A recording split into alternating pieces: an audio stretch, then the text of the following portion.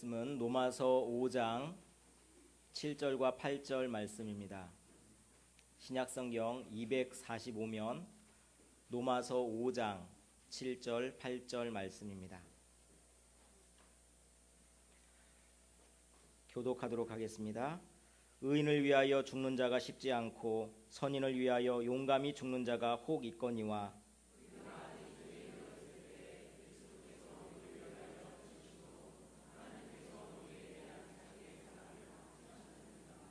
아멘. 오늘 한사랑 초청잔치를 맞아서 우리 교회에 처음 나오신 여러분들을 진심으로 환영합니다. 저는 성림교회를 담임하고 있는 진용훈 목사입니다. 이 세상에 제일 중요한 것이 사랑이에요. 그 마르스머스 병이라고 하는 병이 있습니다. 이 병은 일반인들에게 잘 생기지 않고 전쟁 고아나 또는 고아원에 있는 원아들에게 자주 발생되는 병입니다. 그 증상은 발육부진과 쇠약으로 나타나고 병이 심해지면 죽기도 합니다. 그런데 이 병의 원인이 다른 바이러스나 세균에 의해서 되는 것이 아니고 애정 결핍과 불안 때문에 이 병이 발병한다 그래요. 그러니까 전쟁고아인 경우 사랑을 받지 못하고 불안한 가운데 전전긍긍하면서 자라게 되면 정상적인 인격을 형성할 수가 없어요. 또 극단적인 행동도 합니다. 자신에게도 극단적인 행동하고 다른 사람에게도 큰 해를 입히는 경우들이 많습니다. 이 마라스머스 병을 통해서 우리가 발견하는 것은 무엇입니까? 사람을 사람답게 만드는 것은 가장 중요한 요소가 사랑이라. 사랑이 있어야 된다는 겁니다. 그 신창원이라고 하는 도둑이 있었습니다. 유명한 도둑이죠. 그런데 이 사람이 감옥에 갇혀서 시민단체에 편지를 보냈습니다. 나는 의적이 아니다 하면서 편지를 보냈는데 그 편지에서 이런 글을 썼어요. 대부분의 재소자들, 즉 감옥에 있는 사람들은 불우한 어린 시절을 보냈다. 행복하고 사랑이 가득한 가정을 만드는 것이 중요하다. 그러니까 사람을 교도소에 안 보내려면 그 예방하기 위해서는 행복하고 사랑이 가득한 가정을 만들어야 된다 그 말이에요. 그렇습니다. 가정에는 사랑이 가득해야 돼요. 자식에게 밥만 먹여준다고 해서 부모의 역할을 다한 게 아닙니다. 가족에게 따뜻한 사랑을 부어 주어야 되는 것입니다. 그런데 사랑에는요, 가짜 사랑이 있고 참된 사랑이 있습니다. 오래간만에 동창회에서 남자들끼리 모였대요. 남자들끼리 모여서 자기 와이프 욕을 하면서 그리고들 이제 얘기를 하는데 우리 마누라는 그냥 얼마나 잔소리가 심한지 아주 죽겠어. 야, 너희 집 와이프는 어떠냐? 그랬더니 아이고 내 아내는 천사야. 그랬더니 친구들이 그러대요. 좋겠다. 내 마누라는 아직도 살아있어. 그러더래요. 마음이 착한 천사라고 얘기를 하는 건데 그걸 갖다가 마치 죽어서 천사가 됐다는 걸로 잘못 이해해서.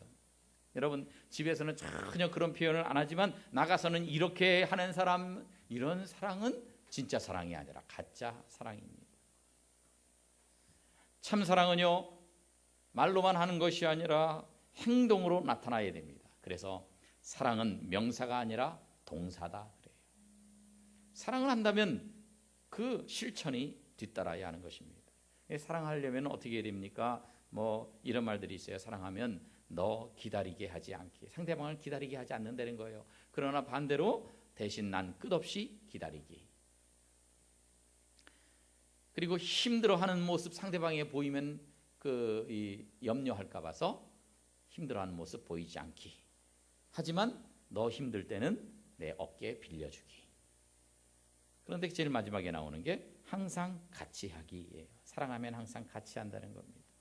그런데 여러분 그렇게 사랑하는 사이라고 할지라도 그 사랑이 영원히 가느냐? 그게 아닌 경우가 얼마나 많은지 몰라요. 그래서 신혼 때는요, 우리 같이 있게 해주세요. 같이 있게 해주세요. 그러는데 이혼하게 되면 같이 있게 해주세요. 그런단 말이에요. 세상의 사랑은 변화무쌍한 것입니다.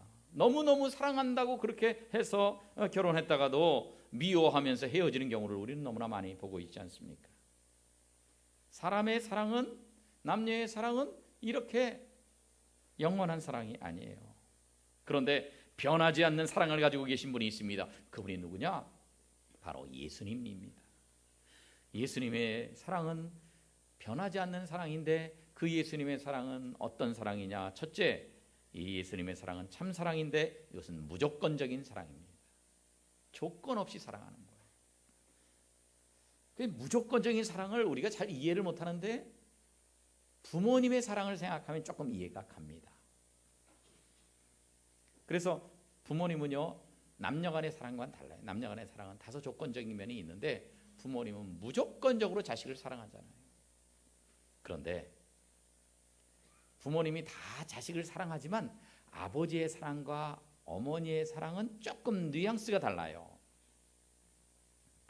어떤 희귀병을 앓는 그런 딸이 있었는데 그 중환자실에 있는데 아버지가요, 산소호흡기 전원을 빼버려가지고 그만 죽어버렸어요. 왜냐? 이게 이제 희귀병이라서 이건 보험도 안 되는데 한 달 치료비가 1,000만 원이라는 거예요. 근데 이게 뭐 호전될 것도 아니고 뭐 병이 나을 것도 아닌 그럴 가능성이 거의 없는 병이다 보니까 이거 감당을 못 하겠다는 거예요. 그래서 몰래 그 전원을 빼버려가지고 죽여서 그게 이제 신문에 보도가 되고 이렇게 좀 논란이 됐던 적이 있었습니다. 그때만 하더라도 의사들이 보호자의 동의를 얻어서 이렇게 존엄사를 할 수 있는 법률이 없었어요. 그랬다간 또 의사가 뭐 면허가 정지되거나 뭐 취소되니까 그 어떻게 처리를 할 수 없는 그런 상황이었었어요. 그러니까 아버지의 그런 행동이 조금 이해는 갑니다. 그런데 엄마는 달라요. 엄마는 그래도 그 딸이 회복되기를 애타게 기다리고 포기하지 않고 있던 엄마였는데 자기 남편이 그렇게 해가지고 딸이 세상 떠났다는 걸 알고 경찰에 남편을 신고했어요. 엄마는 포기하지 않는 존재입니다. 아버지와 엄마의 사랑은 많이 다릅니다. 아버지는 논리적이고 아버지는 다소 조건적이지만 엄마는 무조건적이에요. 여러분, 진짜 사랑은 무조건적인 사랑입니다. 저희 돌아가신 아버지께서는 이제 식사를 하실 때에 그때에 아기가 뭐 이제 응가를 해서 기저귀를 갈거나 그러면은요, 저 윗목에서 갈아줘도요 소리를 뻐락 지르. 나가라고. 나가면 그냥 바깥이에요. 그저 저 마루예요. 그냥 무슨 창도 없는 그런 마루에 겨울에도 나가가지고 애기하고 애기 엄마하고 이렇게 기저귀를 갈아야 되는 그런 정도 그러셨어요. 그런데 저희 아버지에 비하면 저는 엄청나게 괜찮습니다. 저는 저희 아버지와는 달리 우리 애들 어렸을 때요, 그 기저귀도 갈아주고요, 또 뭐 그냥 막 변을 물로 된 걸 싸면 온통 엉덩이가 엉망진창이잖아요. 그래도 닦아주기도 하고 그랬어요. 그런데 저는 그걸 닦아줄 때 비닐 장갑을 끼고 그리고 했는데 저희 집 사람은 안 그런 거예요. 그냥 맨손으로 그걸 닦아주고 또 물로 닦아주고 그러는. 그래서 그런 걸 보면서 야, 나는 우리 집사람이 사랑하는 그 애들 사랑을 따라가려면 멀었다, 그렇게 느꼈습니다. 지금은 다 일회용 기저귀 쓰지만 그때는 천으로 된 기저귀를 썼었어요. 그런데 천으로 된 기저귀에 응가를 해놓으면 그러면 그거 그냥 어떻게 합니까? 세탁기에 그냥 집어넣으면 안 되잖아요. 그 건더기가 다 있는데. 그래서 딱 2손가락으로 이렇게 맨 귀퉁이를 잡고 물에다가 막 흔들어요. 저는 그렇게 하는데 우리 집사람은 그걸 2손으로 빨더란 말이에요. 여러분, 그래서 그때 느낀 게 있습니다. 진짜 사랑하면 상대방이 더러워도 사랑하다. 더러워도 사랑하는 것이 참 사랑입니다. 우리는 그렇게 안 해요. 우리는 우리에게 잘해주면 사랑합니다. 우리에게 못되게 하면 우리도 미워합니다. 조건적입니다. 그런데 예수님은 우리가 예수님을 미워해도 우리를 사랑하십니다. 예수님에게 가까이 나오지 않아도 우리를 사랑하시는 분입니다. 그래서 오늘 읽은 말씀 7절에 보면 의인을 위하여 죽는 자는 쉽지 않고 선한 사람을 위하여 용감히 죽는 자가 가끔 있지만 8절 우리가 아직 죄인 되었을 때에 의로운 사람도 아니고 선한 사람도 아닌데도 불구하고 우리가 아직 죄인인데도 불구하고 예수님께서 우리를 위해서 죽으셔서 사랑을 확증하셨다 그렇게 말씀합니다. 예수님은 우리가 죄인이고 우리가 더러워도 사랑하는 분입니다. 우리 조건과 관계없이 우리를 사랑하시는 분입니다. 우리가 아직도 여러 가지 문제를 갖고 있는데 아직까지도 세상에 살면서 죄를 짓기도 하는데 아직도 성격이 더러운데 그럼에도 불구하고 한없이 우리를 사랑하시는 분이 예수님이십니다. 바울은 이런 사랑을 잊지 못했습니다. 바울은 예수님을 미워했던 사람입니다. 예수 믿는 사람들을 미워해서 잡아 죽이려고 다메섹까지 가던 길이었습니다. 그런데 예수님이 나타나셨습니다. 나타나서 어떻게 해주셔야 돼요? 이놈 네가 나를 그렇게 미워하고 핍박할 수 있느냐? 그러면서 천벌을 내려야 되는데 그렇지 않고 그를 구원해 주셨습니다. 그래서 그걸 잊지 못하는 거예요. 아직 내가 죄인 되었을 때에 나를 사랑하신 분이구나. 그렇습니다. 우리도 그래요. 우리가 먼저 예수님 찾은 것이 아닙니다. 우리가 예수님 잘 모르는데 내가 아직 죄인 되었을 때에 먼저 우리를 사랑하신 분이 예수님이십니다. 그분은 참된 사랑으로 여러분을 지금도 사랑하고 계십니다. 오늘 처음 교회 나오신 여러분, 여러분을 이렇게 극진히 사랑하시는 예수님을 마음속에 맞아들이고 그 예수님 믿으며 사시기를 주님의 이름으로 축원합니다. 두 번째, 참사랑은 상대를 죽기까지 상대를 위해서 희생하는 것입니다. 오늘 8절 말씀 보니까 그리스도께서 우리를 위하여 어떻게 하심으로? 죽으심으로. 우리를 위하여 죽으셨다는 거예요. 우리를 위하여 죽으셨어요. 여러분 집에 가서 남편한테 한번 물어보세요. 당신 나 사랑해? 그럴 거예요. 그러면 날 사랑하면 지금 나 위해서 죽을 수 있어? 미쳤나? 그럴 거예요. 여러분 정말 상대방을 위해서 죽을 수 있는 것이 참 사랑입니다. 2003년 12월 27일 날 이란의 남동부 케르만주를 강타한 규모 7.5의 강진이 있었습니다. 이 지진 때문에 모든 건물이 폭삭폭삭 무너졌어요. 그런데 구조 작업을 하는데 그 건물 잔해에서 태어난 지 6개월 된 어린 여자 아기가 구조가 됐습니다. 무사히 구조가 됐습니다. 그 온통 무너지는 건물 파편으로부터 어떻게 그 아기가 무사할 수 있었느냐? 아기 엄마가 무너지는 건물을 자기 몸으로 다 막고 아기를 이렇게 덮어준 거예요. 그래서 그 엄마는요, 이 충격과 출혈과 이런 것 때문에 구조되기 전에 사망했어요. 그런데 이 아기는 살아 있었어요. 거기가 더구나 겨울이었기 때문에 막 그냥 밤이 되면 엄청나게 추워지는데 그런데도 불구하고 엄마가 덮고 있어서 그래서 이 아기는 살아 있었던 것입니다. 여러분 사랑하면 자기 목숨도 줄 수 있는 것입니다. 예수님이 그렇게 하셨습니다. 예수님이 우리를 위해서 십자가에서 못 박혀 돌아가셨습니다. 왜?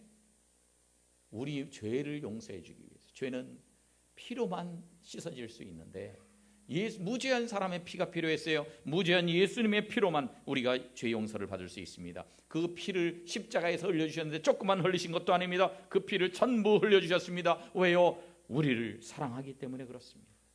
심지어 목숨까지 우리를 위해서 주셨어요. 요한복음 15장에 보면 이런 말씀이 있어요. 다 같이 읽어볼까요? 시작. 사람이 친구를 위하여 자기 목숨을 버리면 친구를 위하여 목숨을 버려도 이거 굉장한 사랑이라는 거예요. 그런데 예수님은 우리가 친구가 아닌데, 예수님 싫어하는데, 예수님 잘 모르는데, 멀리하고 있는데, 심지어 죄인인데도 불구하고 우리를 위해 목숨을 버리신 것입니다. 왜 예수님이 우리를 위해 목숨을 버리셨을까요? 그것은 우리가 귀하기 때문에 그래요.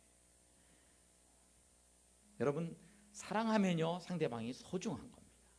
사랑하지 않으면서 그 상대방이 하나도 안 소중해요. 사랑하니까 소중한 거예요. 주님은 우리를 사랑하시기 때문에 우리를 소중하게 보고 계십니다. 주님은 우리를 향해서 그렇게 가치 있는 존재로 보고 계십니다. 내가 이 사람을 위해서 죽어도 좋다고 생각하는 건 그 사람이 가치 있는 사람이기 때문에 그런 거예요. 예수님은 우리 속에 있는 무한한 가치를 보고 계신 분입니다. 비록 지금은 죄도 짓지만, 지금은 예수님을 멀리하며 살고 있지만, 주님의 사랑을 받고 나면 가장 귀하고 가치 있게 살 수 있는 사람으로 우리를 보고 계신 것입니다. 내가 무슨 그런 가치가 있어요? 난 그렇게 대단한 가치 있는 사람 아니에요. 그러실지 몰라요. 그러나 세상 사람들 눈을 보면 엄청난 가치가 있는 사람은 아니지만, 그러나 예수님 눈에는 우리가 가치 있는 사람들입니다. 마치 여러분 자식들이 세상에 나가면 남들 보기에는 엄청나게 가치 있는 존재가 아닐지 몰라도 부모인 여러분 눈에는 너무 소중한 존재 아니겠습니까? 마찬가지예요. 세상 사람들은 우리를 그렇게 가치 있는 존재로 안 봐도 예수님은 여러분을 사랑하기 때문에 가치 있게 보고 계십니다. 예수님 목숨과 바꾸어도 아깝지 않은 사람으로 보실 정도로 그렇게 귀하게 보고 계신 것입니다. 어쩌면 세상적으로 대단한 사람들이 예수님 눈에는 가장 가치 없는 사람인지도 몰라요. 1923년도에 시카고의 엣지워터 비치 호텔에서 중요한 회의가 열리고 있었습니다. 그 회의에 참석한 사람들은 미국의 경제계를 장악하고 있었던 9명의 재벌들입니다. 각기 미국 경제의 분야별 1인자들이었습니다. 그래서 이 쇠를 만드는 강철계의 대표였던 슈와브라는 사람, 비료계의 인슐, 가스 쪽에는 홉스, 소맥 이 농사 이쪽에는 고튼, 증권계에는 휘트니, 정치계에는 휠, 은행계에는 프레지어, 금융계에는 리비모, 대기업가 크루기, 이 사람들이 같이 모여서 회의를 했어요. 왜 모였느냐? 우리가 같이 힘을 합치자. 그래서 미국의 이 경제를 우리 손아귀에 계속 두고 장악을 하자. 그래서 같이 협조하고 같이 그렇게 계속 장악하자고 의논했던 것입니다. 그런데 불과 25년이 지나서 그들이 어떻게 되었는지를 살펴봤더니 강철계의 대표였던 슈와브는 파산하고 나서 지병으로 죽었습니다. 비료계의 인슐은 부정축제가 발각돼서 파산했습니다. 가스 쪽에 홉스는 정신병 환자가 돼서 정신병원에 격리 수용됐습니다. 소맥계의 고튼도 역시 파산해서 미국을 떠났습니다.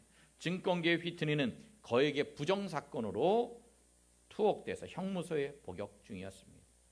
정치계의 휠은 허무한 생애를 비관해서 우울증에 빠져버렸습니다.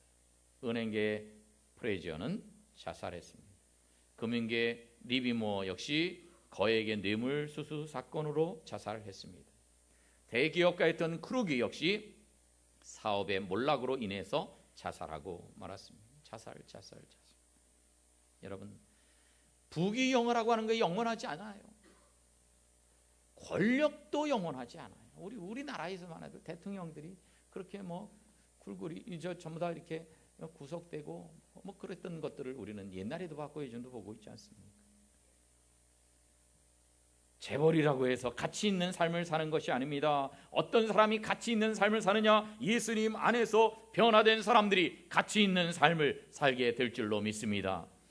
예수님은 그것을 바라보고 우리를 위해서 목숨을 바치신 것입니다. 요즘 자살하는 사람들이 늘어나서 참 가슴이 아픕니다. 절대 자살하면 안 돼요.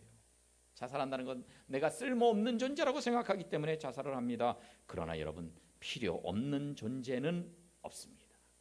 필요 없는 존재는 없습니다. 전에는 우리 몸에서 맹장이 필요 없다고 생각을 했어요. 맹장이. 진화론자는 그렇게 말합니다. 이거는 사람이 이렇게 진화를 하면서 그러면서 본래 기능은 사라져버리고 이제는 단지 흔적으로만 남아있는 기관이다. 흔적 기관이다. 맹장이. 그런데 괜히 또 맹장염 생겨가지고 터지면 이거 골치 아프니까 아이의 고통을 별로 못 느끼는 아기 때에 아이 잘라버리자. 그래가지고 아기 출생하면 바로 맹장 수술을 하던 시절이 있었어요. 그런데 이 맹장이 필요 없는 게 아니라 필요한 기관이라는 것을 밝혀냈어요. 물론 우주 여행을 하려면 뭐 필요하다 그러지만 우주 여행을 안 하더라도 우리가 그냥 평상시에도 맹장이 필요하다는 거예요. 미국 듀크대 의대의 윌리엄 파커 교수 연구진이 이렇게 연구를 했어요.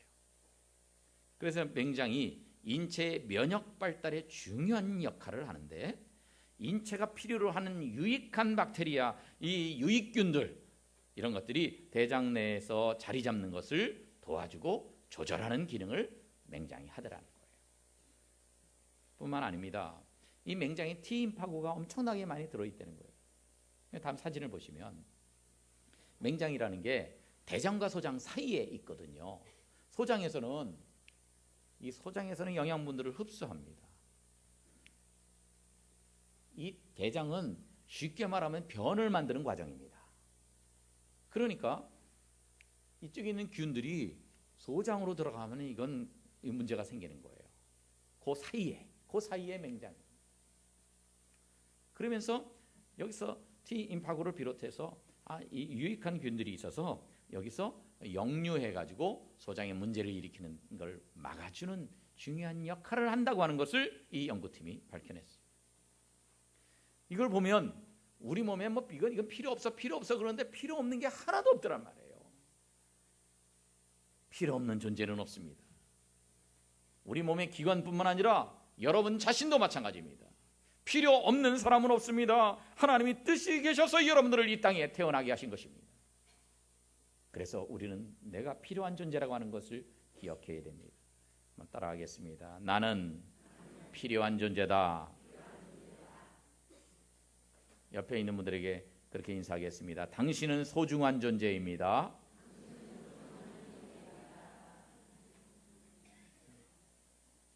소중한 존재입니다.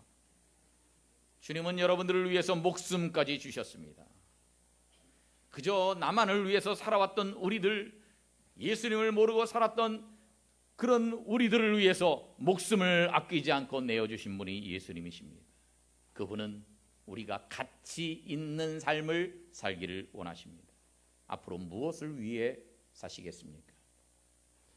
존 러스킨이라는 사람이 쓴 책이 있어요. 티끌의 윤리라고. 이 책에서 진흙탕은 하나님의 거룩한 손으로 집어드실 때에 무엇으로 변화될 수 있는가? 그것에 대해서 이렇게 대답하고 있습니다.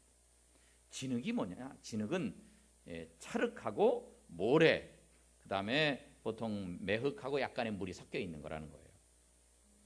그런데 하나님이 그 진흙을 뭐로 변하게 하시느냐? 바로 사파이어로 변하게 하신다는 거예요. 그리고 모래도 오팔로 변하게 하신다는 거예요. 왜냐하면 모래 성분을 분석하면 이 오팔과 모래와 성분이 같기 때문에 수출 다이아몬드로 바꾸신다는 거예요. 왜냐하면 수치나 다이아몬드나 전부 다 탄소로 이루어져 있어요. 더러운 물을 빛나는 눈의 결정으로 변하게 하신다 그랬어요. 그렇습니다.